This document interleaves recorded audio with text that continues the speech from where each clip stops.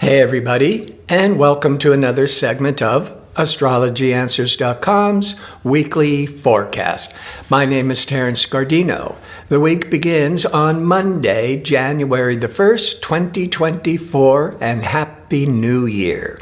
And what a great day, because Mercury has been retrograde since December the 12th, and today, January the 1st, it now starts to move forwards.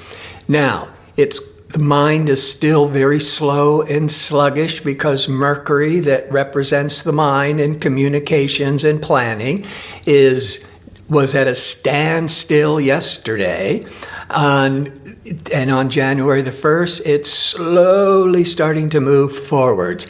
And it takes about 2 weeks. It's called the shadow period for the Mercury, the mental faculties, to get back to its regular speed. You just think of the mind. It's like you're just waking up in the morning and you're still sluggish and tired. And it takes a while for the mind to get back to being sharp and quick. But at least it's moving in the right direction. But relationships may be very much tested, but also finances, because on Monday, the Venus, the planet of love, but also a planet that represents finances, because Venus loves the finer things in life. The Venus will be in a square, a hard angle of internal testing to restricted Saturn. That Venus-Saturn with Mercury going direct could be when you start to realize that you need to work that Saturn on the relationships, or maybe come to the realization that it's time to let it all go. The moon, which sets the emotional tone for the public, will be in Virgo. But Virgo is very sensible, very practical, in harmony with the sun in Capricorn, because they're both earth signs. On Tuesday, the 2nd, the Virgo moon, Virgo is sensible and analytical, will be in a square, difficult angle to ambitious, restless Mars around 2-3 p.m. Pacific time. That could be a time when you may be really impatient, jumping to conclusions, a little irritable. But by 4:47 p.m. Pacific time, the moon leaves in analytical, sensible Virgo and moves into Libra for the next 2.5 days. The public tone of Libra is to be more sociable, more cooperative, more seeking harmony and win-win situations. It's a very sociable cycle. On Wednesday, the moon continuing in Libra. There aren't any other planetary events, but early evening Pacific time, the moon will be in tension with the sun. Now, it can play out two ways. The more difficult way is all your old unconscious patterns are overtaking you, and you're just finding yourself going right back into the rut of old habits. The positive is the sun could be shining light on these unconscious habits to be able to bring it to light, to be able to start letting it go. On Thursday, the 4th, Mars, ambitious, courageous Mars, is going into Capricorn. This happens, Mars is in Capricorn once every 2 years. It will be in Capricorn until February the 12th. Now, Capricorn is the best sign for Mars to transit. That Capricorn is the exalted sign for Mars.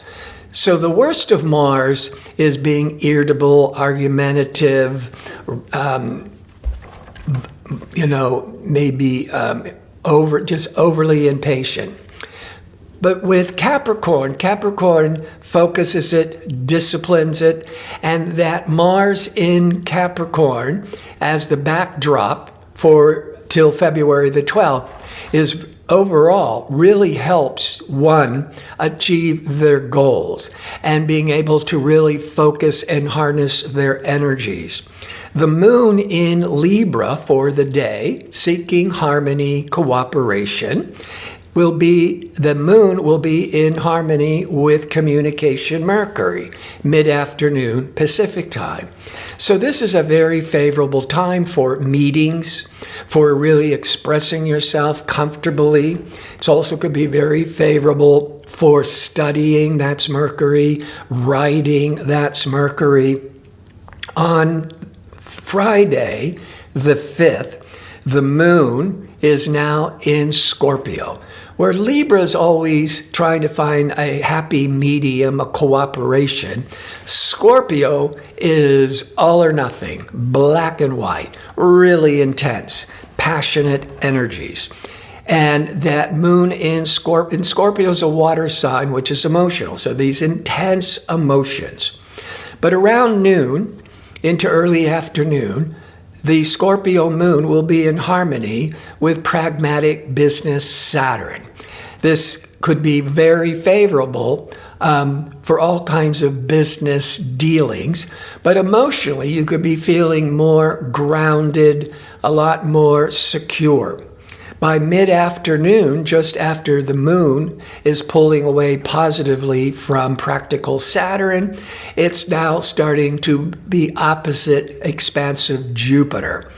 Well, the opposite can be a bit of tension, and with Jupiter, when Jupiter is stressed out, it overdoes. It overinflates, it overspends. But there's always this certain amount of feeling optimistic and good about it, even though later you might realize you ate too much, you spent too much money, and this is all happening mid-afternoon Pacific time. On Saturday, the 6th, in the moon continuing through passionate Scorpio, will be in harmony with the Capricorn sun late morning, maybe right after till 1 p.m. Pacific time.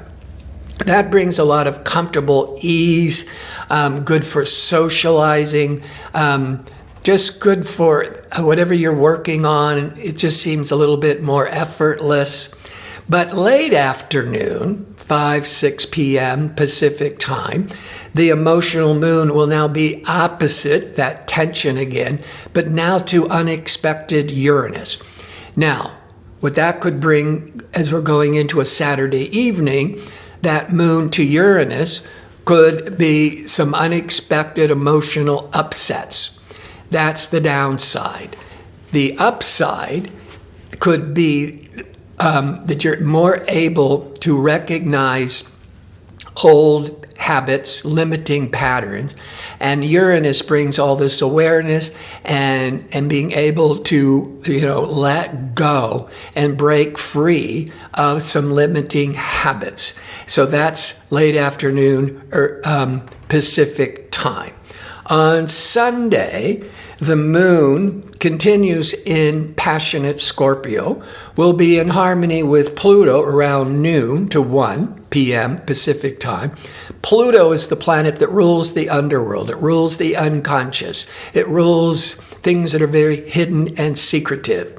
And Pluto rules the sign Scorpio. So here's the moon in Scorpio, but in harmony with Pluto. So around noon Pacific time, this is really favorable for introspection, meditation, of course, some to really, reflecting and investigating your past, to have some really heartfelt, emotional connections with loved ones. By 1:09 p.m. Pacific time, the moon now leaves this intense Scorpio and goes into fiery Sagittarius.